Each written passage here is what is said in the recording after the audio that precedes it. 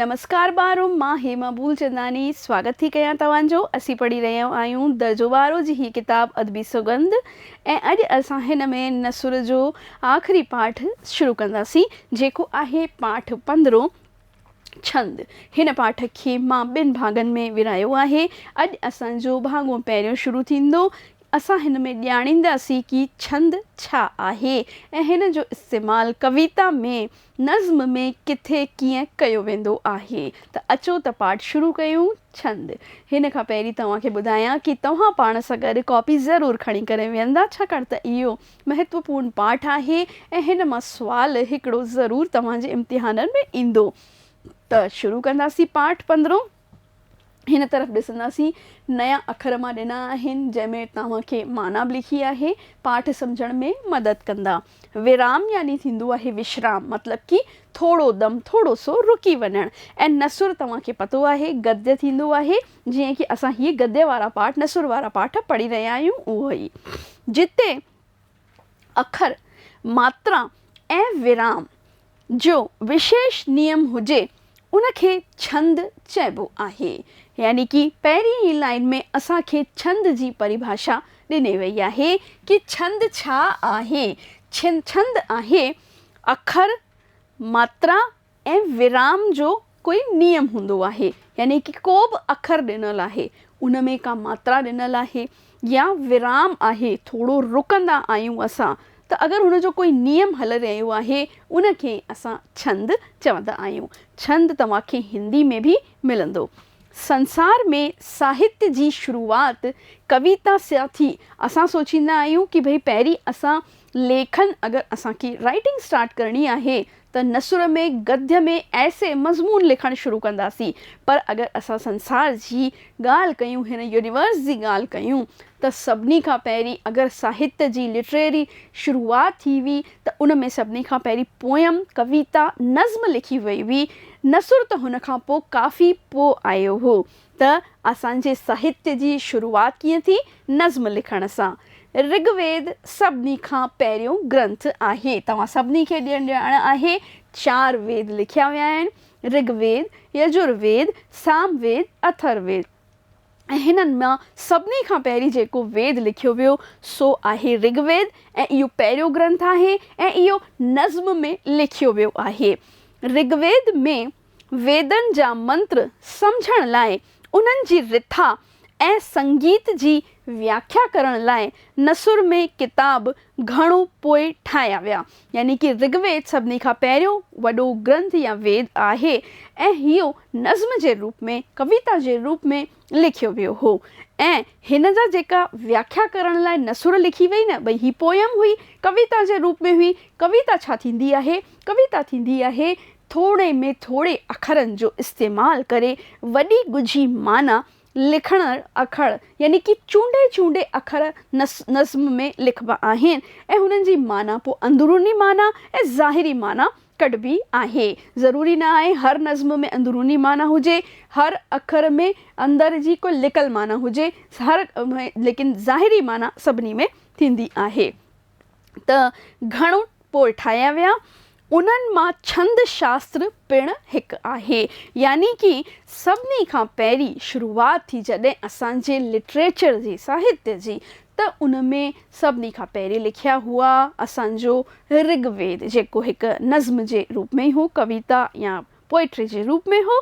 इन खां पोइ नसुर ॾाढो पोइ आयो जॾहिं ऋग्वेद जी व्याख्या कई हुई, सम्झाइण लाइ उनखे लिखियो वियो हो। ऐं उन्हनि मां छंद शास्त्र जेको आहे हिकिड़ो आहे। त हिन पाठ में, हिन पहिरें भाङे में असां छंद शास्त्र खे सम्झंदासीं। छंद शास्त्र खे पिंगल नालो पिणु ॾींदा आहिनि। हाणे पिंगल नालो कीअं पियो? पिंगल नालो पियो पिंगल ऋषिअ ते, छाकाणि त संस्कृत में पिंगल नाले ऋषिअ वैदिक संस्कृत ऐं लौकिक संस्कृत जे सभिनी छंदनि ते हिकु आला किताब लिखियो। कंहिं लिखियो? पिंगल नाले ऋषिअ। ऐं हिन खे छंद शास्त्र खे पिंगल नालो इन करे ई ॾिनो वेंदो आहे छाकाणि त पिंगल ऋषि नाले हिन जे मथां जेको आहे सभिनी खां आला, आला जो मतिलबु थींदो आहे सभिनी खां उचो, सभिनी खां मथे, उहो किताबु पिंगल ऋषि हिन जे मथां, छंद शास्त्र जे मथां लिखियो हो। इन करे छंद शास्त्र जो ॿियो नालो असां चई सघूं था पिंगल आहे ऐं इहो नालो पियो पिंगल ऋषि जे मथां। व्याकरण में जेका जॻह ऋषि पाणिनी जी आहे ऐं व्याकरण तव्हांखे पतो आहे ग्रामर असां हर दर्जे में पढ़ंदा आहियूं, हर लैंग्वेज में पढ़ंदा आहियूं, चाहे हूअ कहिड़ी भाषा छो न हुजे। असांजी सिंधीअ जी बि व्याकरण आहे। त व्याकरण जी जीअं जेका आहे व्याकरण शास्त्र में जेका जॻह ऋषि पाणिनी जी आहे न उहा ई छंद विद्या में पिंगल ऋषि जी लेखी वञे थी। लेखण मतिलबु की मञणु। त हिन में असांखे ॿुधायो वियो आहे ऋषि पिंगल जे बारे में कि जेका जॻह व्याकरण में पाणिनी जी आहे सा जॻह छंद शास्त्र में पिंगल ऋषि जी आहे। ऐं छो आहे? छाकाणि त पिंगल ऋषि छंद शास्त्र जो सभिनी खां ऊचो किताब लिखियो। महर्षि पिंगल छंद शास्त्र जो पहिरियों आचार्य हो। असां आचार्य ॿुधो आहे पुराणे ज़माने में गुरुकुल हूंदा हुआ, सदियुनि खां हलंदो बि अचे गुरुकुल प्रथा असांजे भारत में।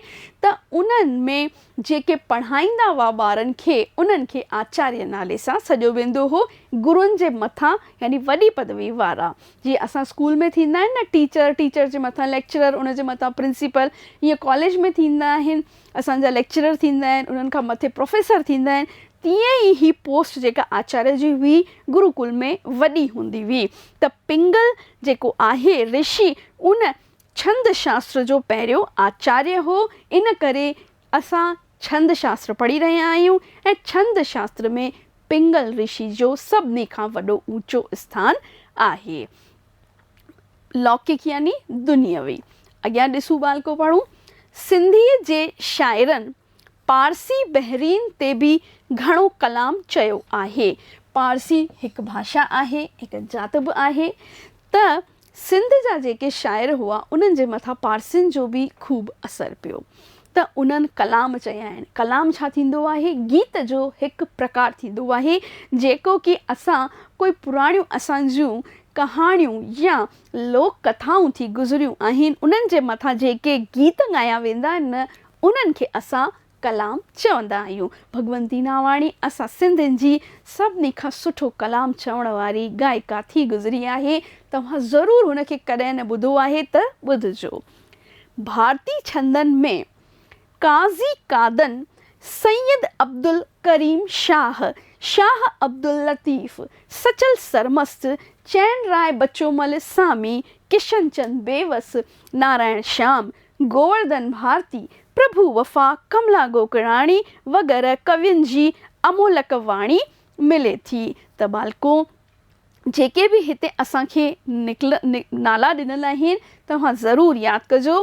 तंहिं मां हिननि मां जेकी आहे दीदी कमला गोकलाणी जेके आहिनि हींअर बि साहित्य जा घड़ा भरे रही आहे, अजमेर जी रहंदड़ आहे ऐं इन्हनि जेको आहे छंद में, छंद लिखण में, छंद शास्त्र में पंहिंजो योगदान ॾिनो आहे।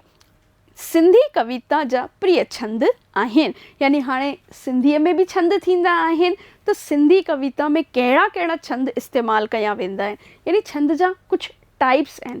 वरी टाइप्स में बि सब टाइप्स थींदा आहिनि। असां हीअं पढ़ंदा आहियूं न हर भाषा में कि भई हिकिड़ो ही छा थियो, छंद थियो। हाणे छंद जो कहिड़ा कहिड़ा भाङा आहिनि उहे असांखे हिते ॾिनल आहिनि। उहे आहिनि दोहो, सोरठो, चौपाई, ललित पद, शक्ति, दिगपाल, रोलो, लावड़ी, कुंडली, वीर सवैया वग़ैरह। इन जे अलावा बि आहिनि। यानी कि सिंधी कविता जा छंद जेके आहिनि ऐं प्रिय छंद जेके अक्सर कवि इस्तेमालु कंदा आहिनि उहे ॾिनल आहिनि। यानी सिंधी कवि जेके आहिनि उहे सिंधीअ जे कहिड़े छंद जे टाइप ते पंहिंजी कलम आज़माइश कंदा आहिनि त उहे आहिनि दोहा लिखंदा आहिनि। असां पढ़ंदा आहियूं दोहो छा थींदो आहे उहो बि अॻियां ॼाणींदासीं। सोरठो पढ़ंदा आहिनि, चौपाई यानी 4 लाइनुनि जी कविता, ललित पद, शक्ति, दिगपाल ही सभु जेके आहिनि सिंधीअ जे छंद आहिनि। हिन तरफ़ ॾिसंदासीं बालको। मां मीनिंग लिखी रखियो आहे। चौपाई जी माना आहे 4 चरण जो छंद ऐं हर चरण में 16 भाग थींदा आहिनि। ख़ासि यानी मुख्य। सिंधीअ में वरी वाई, नज़्म, तनहा, बैत, तस्वीरूं, पंजकड़ा, गज़ल ख़ासि आहिनि। यानी कि ही जेके आहिनि सिंधी कविता जा छंद आहिनि। हिन जे अलावा आहिनि वाई नज़्म। नज़्म असां पढ़ंदा ई आहियूं। असांजे किताब में 15 पाठ जॾहिं इहो ख़तमु थींदो तंहिंखां पोइ नज़्म ॾिनल आहिनि। असांजी जेकी किताब आहे उनखे 2 भाङनि में विरायो वियो आहे। हिकु शुरू में 15 पाठ असां वटि ॾिनल आहिनि नसुर जा, जंहिंमें निबंध ई निबंध आहिनि। वरी अॻियां ॾिनल आहिनि नज़्म जा, जंहिंमें कविताऊं ॾिनल आहिनि। त उहे बि नज़्म जेका आहे अलॻि अलॻि उन में आहे। जॾहिं पढ़ंदासीं तॾहिं ध्यानु ॾींदासीं त वाई नज़्म तनहा बैत तस्वीरूं पंजकड़ा गज़ल ख़ासि आहिनि। पंजकड़ा थींदो आहे 5 लाइनुनि जी कविता, बसि 5 ई लाइनूं थींदियूं आहिनि हर इन में। गज़ल तव्हांखे पतो आहे जेका आहे धीमी गतीअ सां ॻाई वेंदी आहे। हिंदीअ में बि कई गज़लूं आहिनि, तव्हां ज़रूरु ॿुधंदा हूंदा। त ही जेके आहिनि सिंधी कविता जा प्रिय छंद आहिनि। प्रिय मतिलबु कि अधिकतर जेकी कविताऊं थींदियूं आहिनि हिननि छंदनि खे ई ध्यान में रखे करे हिननि टॉपिक्स ते लिखियूं वेंदियूं आहिनि। हाणे ॾिसूं था छंद जा घणा क़िस्म थींदा आहिनि। छंद जा 2 क़िस्म थींदा आहिनि। हिकिड़ो आहे मात्रिक, ॿियो आहे वार्णिक। अखर मां ई असांखे ॼाण थी पवे त मात्रिक छा आहे, वार्णिक छा आहे। हिते ॾिसूं बालको, मां वार्णिक जी मीनिंग ॾिनल आहे। मात्रिक मतिलबु जंहिंमें मात्रा हूंदी आहे। वार्णिक छा आहे, जंहिं छंद में वर्ण जी गणना थिए। वार्णिक खे विराहींदासीं अगरि, अखर मां ई मीनिंग पतो पई पवे। वार्णिक जी मीनिंग छा आहे, जंहिंमें वर्ण जी गणना थिए। वर्ण छा आहे सो अॻियां पढ़ंदासीं। मात्रिक में जंहिंमें मात्रा जी गणना थींदी आहे। त छंद जा घणा क़िस्म थिया, छंद जा 2 क़िस्म थिया, मात्रिक ऐं वार्णिक। जेके छंद मात्राउनि जे संख्या ते आधार ते बीठल आहिनि से मात्रिक छंद, ऐं जेके वर्ण जी संख्या ऐं सिलसिले मतिलबु जेको हलंदो रहे थो आहिनि उहे वार्णिक छंद चवनि था। मात्रिक यानी जेके मात्रा ते बीठल आहिनि, वार्णिक जेकी वर्ण जे सिलसिले ते बीठल आहिनि तिन खे चइबो आहे। यानी हिननि 2 क़िस्मनि जी परिभाषा असांखे हिते ॾिनल आहे। हेसि ताईं आहे मात्रिक छंद जी, हेसि ताईं आहे वार्णिक छंद जी। मात्रिक छंद सम्झण लाइ हेठियूं ॻाल्हियूं ध्यान में रखणु खपनि। हाणे मात्रिक खे ॿियो डिटेल में असांजे साम्हूं रखियो वियो आहे कि मात्रिक छंद आख़िर आहे छा। पहिरीं त ॿुधायो छंद छा आहे, वरी असांखे ॿुधायो वियो कि भई कहिड़े कहिड़े प्रिय छंद सिंधी साहित्य में अक्सर इस्तेमालु कया वेंदा आहिनि, जंहिंमें काफ़ी बैत पंजकड़ा असांखे कई सब टाइप्स ॾिना विया। वरी हाणे ॿुधायो थो वञे असांखे कि आख़िर छंद जेके आहिनि से घणनि प्रकार जा थींदा आहिनि। त छंद 2 तरीक़े जा थींदा आहिनि। हिकु थींदो आहे मात्रिक, ॿियो थींदो आहे वार्णिक। मात्राउनि जी गणना जंहिंमें थिए उनखे मात्रिक छंद चइबो आहे। वर्ण जे सिलसिले जी जंहिंसां ॼाण पवंदी आहे तंहिंखे असां वार्णिक छंद चवंदा आहियूं। इहो ॾाढो ई इंट्रस्टिंग पाठ आहे बालको। हिकु दफ़ो तव्हां पढ़ंदा त तव्हांखे लॻंदो ॾाढो ॾुखियो आहे, पर ॾुखियो बिल्कुलु बि न आहे। सम्झंदा त ज़रूरु सम्झ में ईंदव ऐं कोशिशि कंदा किताब खे साम्हूं रखी करे हिन खे ॾिसण जी। हाणे ॾिसूं अॻियां छा ॾिनल आहे। अखर 2 क़िस्मनि जा आहिनि। अखर जो बि प्रकार ॾिनल आहे, उहो असां शुरू खां पढ़ंदड़ आहियूं। अखर घणनि प्रकार जा हूंदा आहिनि, 2 तरीक़नि खां, स्वर ऐं व्यंजन। दर्जे 3 खां ई इहा ॻाल्हि शुरू थी वेंदी आहे बालको कि अखर घणनि क़िस्मनि जा थींदा आहिनि। छंद शास्त्र में सिर्फ़ु स्वरनि खे ॻणियो वेंदो आहे। यानी कि अखर असांखे हूअं 2 टाइप जा थींदा आहिनि। जॾहिं असां कुझु बि लिखण लाइ वेंदा आहियूं त ईअं थोरी न आहे कि केवल स्वरनि जो इस्तेमालु कयूं, असां स्वर ऐं व्यंजन ॿिन्हिनि जो इस्तेमालु कंदा आहियूं। पर जॾहिं छंद शास्त्र जी ॻाल्हि कई थी वञे त केवल स्वर जो इस्तेमालु, यानी कि स्वर जी गणना थींदी आहे। गणना जी मतिलबु थींदी आहे गिनती थींदी आहे। छाकाणि त स्वरनि खां सवाइ व्यंजन अधूरा आहिनि। स्वर खां सवाइ व्यंजन कीअं अधूरा आहिनि। असां को बि अखर चऊं व्यंजन वारो, व्यंजन कहिड़ा थींदा आहिनि ऐं स्वर कहिड़ा थींदा आहिनि। स्वर थींदा आहिनि अ, आ, ई, ऊ, ओ, ओ, ए, अंग, अह ऐं री। इहे थींदा आहिनि स्वर, असां पढ़े रखिया आहिनि। ऐं व्यंजन थींदा आहिनि क खां वठी ॻ से ज्ञानी तक, जंहिंमें क, ख, ग, ॻ, च, छ, ज, झ इहो ईंदो आहे न। इहे सभु व्यंजन आहिनि। त असां जॾहिं बि छंद जी ॻाल्हि करे रहिया आहियूं न त उनमें स्वर जी गणना थींदी आहे। छाकाणि त कोई बि व्यंजन स्वर जे बिना अधूरो आहे। कीअं अधूरो आहे, मान लो मां हिते हिकु व्यंजन तव्हांजे साम्हूं लिखां थी ख, लिखियो ख। हाणे ख चयोसीं, ईअं कान चवंदासीं ख, त जॾहिं असांखे हिनखे विराइण जी ॻाल्हि अचे न भई त इहो अधूरो कान्हे, हीउ हिकदमि पूरो आहे व्यंजन, त इहो ठहंदो आहे ख नाले व्यंजन सां प्लस हिन में हिकु स्वर अचे पियो, सो आहे अ। ख, क, ट, प, मात्रा अलॻि आहे पर हिन व्यंजन खे बि असां अधूरो मञंदा आहियूं स्वर सां, यानी व्यंजन सां गॾु स्वर ज़रूरु पुठियां उनजे ईंदो ई ईंदो आहे। स्वरनि जे गॾु थियण सां ई व्यंजन ॻाल्हाए सघंदा आहियूं। ख, ग, प, ट ईअं कान चवंदा आहियूं असां ख, क, ग, यानी पुठियां अ अचे पियो, त इहो ई आहे कि व्यंजन सां गॾु स्वर ज़रूरु गॾु ईंदो आहे। जॾहिं असां क चऊं था, हाणे मां तव्हांखे हिते ख जो उदाहरण मिसाल एग्ज़ाम्पल ॾेई सम्झायो आहे। हिते असांखे तव्हांजी किताब में क ॾिनल आहे कि जॾहिं असां क अखर या क व्यंजन चऊं था त हिन में क ई मां हलंत छो लॻायो आहे क जे हेठां ऐं ख जे हेठां, छाकाणि त हिन सिर्फ़ु हलंत लॻाइण सां हिन व्यंजन जे इहो हिकु पाण में पूरो व्यंजन थी थो वञे, अधूरो अखर थो थी वञे। अ चऊं था त उहो अखर ख प्लस अ आहे, यानी ही क खे असां कीअं चवंदासीं क यानी क प्लस अ। ठीकु आहे बालको, त असांखे अखरनि जा ॿ क़िस्म ॿुधाया विया, स्वर ऐं व्यंजन। व्यंजन कॾहिं बि स्वर जे बिना न ॻाल्हायो वेंदो आहे, इहो ॿुधायो वियो। ऐं हिन मिसाल सां उमेदु आहे कि तव्हांखे सम्झ में आयो हूंदो कि असां हिननि व्यंजन जो उच्चारण कीअं कंदा आहियूं, हिननि खे कीअं ॻाल्हाईंदा आहियूं। अॻियां ॾिसूं, ॿियो पॉइंट असांखे ॾिनल आहे अखर या वर्ण। हिकिड़ी ॻाल्हि आहे, वर्ण या अखर हिकिड़ी ॻाल्हि आहे, जे उच्चारण में जेको वक़्तु लॻे थो, वक़्तु यानी समय लॻंदो आहे, उनखे मात्रा चइबो आहे।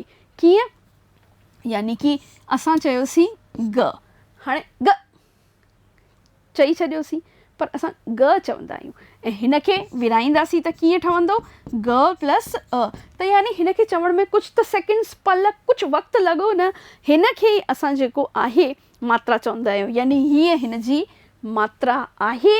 ॿियनि अखरनि में हिनखे स्वर बि चई सघूं था असां। अ ई उ री जो उच्चार करे ॾिसंदासीं त हर हिक में हिकु हिकु मात्रा आहे।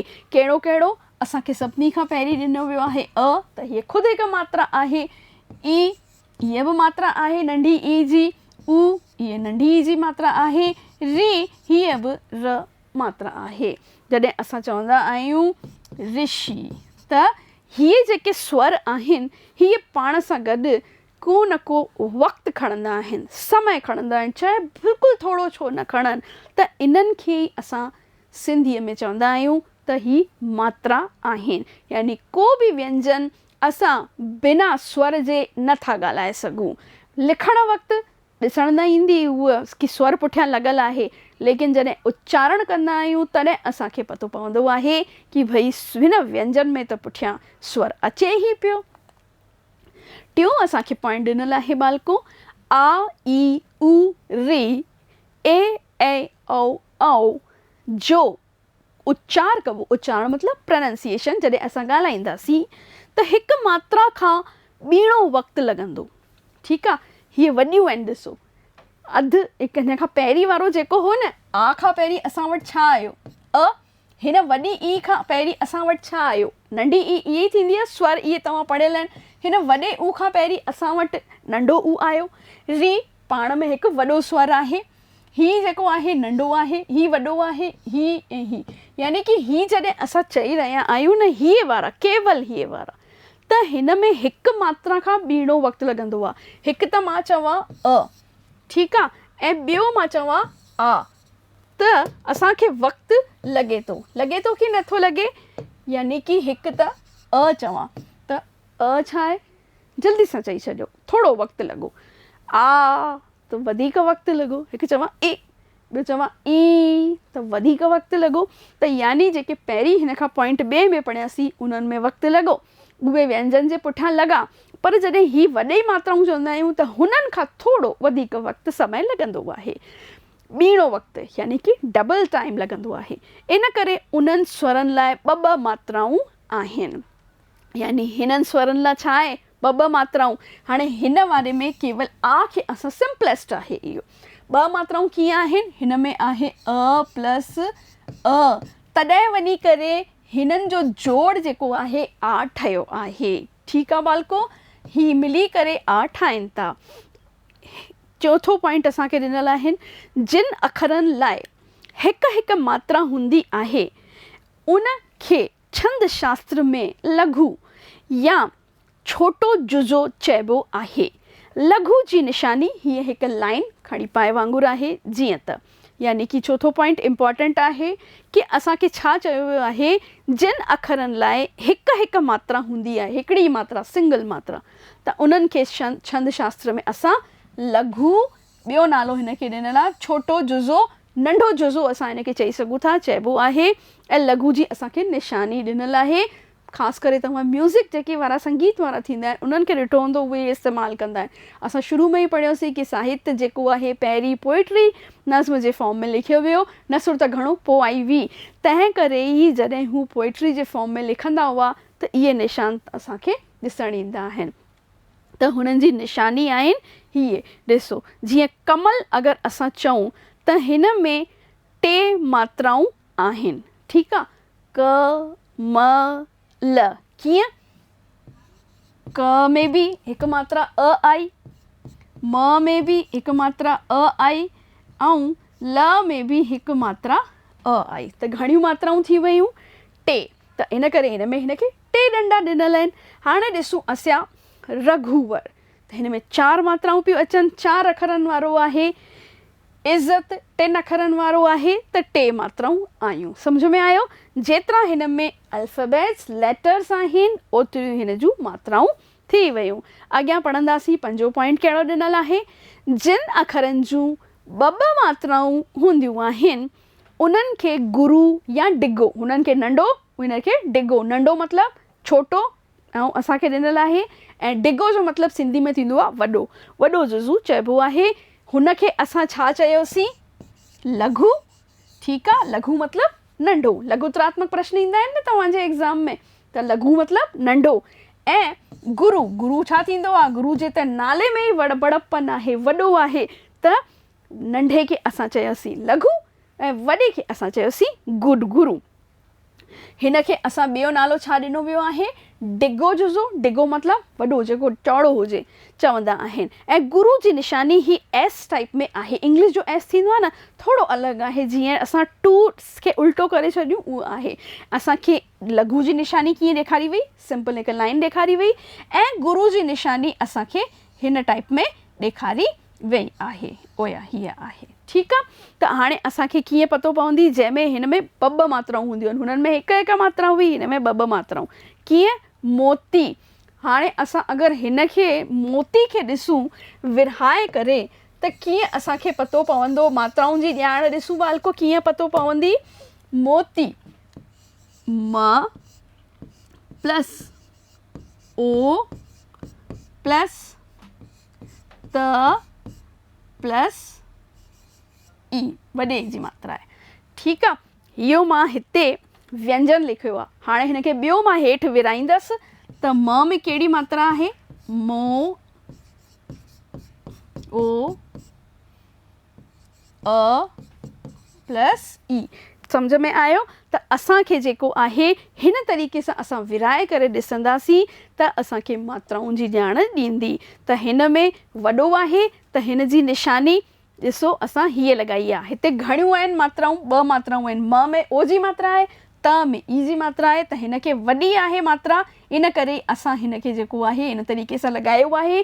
शुरूआत में असां पढ़ियो होसीं, जॾहिं नंढी मात्रा लॻाइणी हूंदी आहे त असां नंढी मात्रा हिकु डंडे जे रूप में लॻाईंदा आहियूं ऐं वॾी मात्रा खे हिन तरीक़े सां लॻाईंदा आहियूं। त असांखे ओ जी मात्रा वॾी आहे, असां अ अलॻि पढ़ियोसीं, आ अलॻि पढ़ियोसीं, ई अलॻि पढ़ियोसीं, वॾी ई अलॻि पढ़ियासीं। त ही वॾियूं मात्राऊं आयूं आहिनि। आ जी ओ जी मात्रा लॻल आहे, वॾी मात्रा लॻल आहे, तंहिं करे असांखे ही निशान हिते ॾिनो वियो आहे। वॾी ई जी मात्रा लॻल आहे, तंहिं करे इहो निशान ॾिनो वियो आहे। पाणी में पा में आ जी मात्रा लॻल आहे, वॾी मात्रा आहे, तॾहिं इहो निशान ॾिनल आहे। ड़ी में वॾी ई जी मात्रा आहे, तंहिं करे ही वॾो निशान असां लॻायो आहे गुरु जो निशान। रोटी में बि वॾी मात्रा आहे ओ, इहो निशान। ट में वॾी मात्रा आहे, इहो निशान। सम्झ में आयो? ऐं अगरि नंढियूं मात्राऊं हूंदियूं आहिनि, जीअं की असां हिन पहिरीं वारे में ॾिठियूंसीं, त ही ॾिसो नंढी ई जी मात्रा आहे, त हिन में बाक़ी आहे, तॾहिं इहे अखर ॾंडे वांगुरु असां मात्रा ॾिनी आहे। हिन में वॾियूं वॾियूं मात्राऊं आहिनि, त असां हिन खे गुरु या डिघी मात्रा लॻाए करे हिन तरीक़े सां इंडिकेट कयो आहे। अॻियां ॾिसंदासीं। 6 पॉइंट असांखे ॾिनल आहे, मीनिंग ॾिसूं। अद्भुत यानी निरालो, जंहिंजी का मिसाल न हुजे। हेठियनि हालतुनि में लघु बि गुरु मञिया वेंदा आहिनि। असां पहिरीं मञियोसीं लघु ऐं गुरु। लघु मतिलबु नंढो ऐं गुरु मतिलबु वॾो। लघु खे कीअं ॾेखारिया वेंदा आहे? हीअं। गुरु खे कीअं ॾेखारियो वेंदो आहे? हीअं, एस लिखी करे। त हाणे लघु खे बि गुरु मञियो वियो आहे। एक्सेप्शनल हमेशह थींदा आहिनि न कोर्स इन में, त उहे आहिनि। 3 पॉइंट असांखे ॾिनल आहिनि, क ख ग, ॾिसूं कहिड़ा आहिनि। गॾियल अखर खां अॻु, गॾियल मतिलबु मिलियल वारो लघु बि गुरु ॻणियो वेंदो आहे, जीअं विस्तार, अद्भुत। ॿियो पॉइंट ॾिनल आहे अनुस्वार ऐं विसर्ग। विसर्ग जी निशानी असांखे पतो आहे, हीअं थींदी आहे। वारा लघु बि गुरु मञिया वेंदा आहिनि, जीअं चंचल, बंदी। यानी कि बिंदी जॾहिं अची वञे, अधु न खे इंडिकेट कंदी आहे।